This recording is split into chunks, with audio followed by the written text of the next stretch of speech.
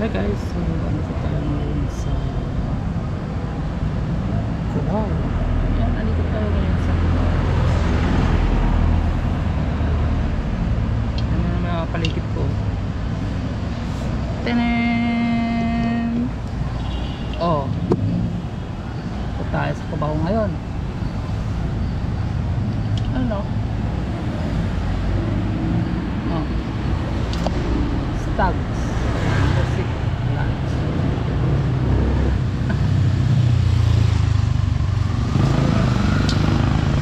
Napansin lang ako dito guys, andito ata yung lagusan papuntang langit pre.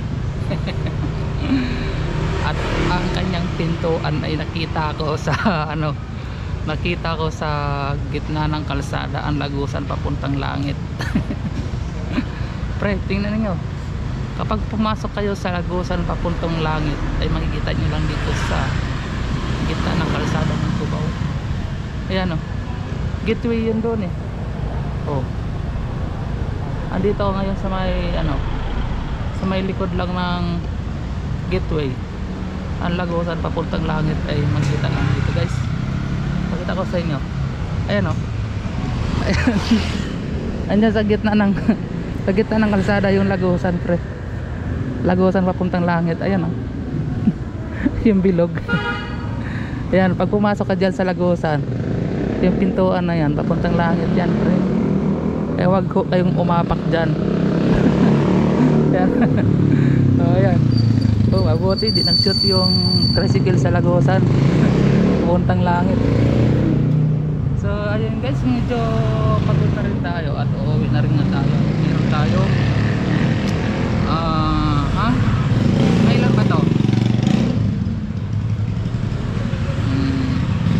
Mabagal yung system. Taglit. Mukhang nakakaramdam na rin ako ng pagod. So uuwi na tayo ngayon. At dito number na rin tayo. So dito ay mayroon ako naka-registered na bali 5 na to eh. Hindi pa lumalabas yung last booking ko. Bali naka 5 na ho tayo. At medyo lumuride na rin to. At founder na tayo sa ilang oras ba to? 3, 4, 5, 6, 7. Ayan, nakapitong oras na tayo ngayon. Siguro meron na rin tayo pang ulam at pang gasolina nito. Ayan, medyo marami-rami na rin.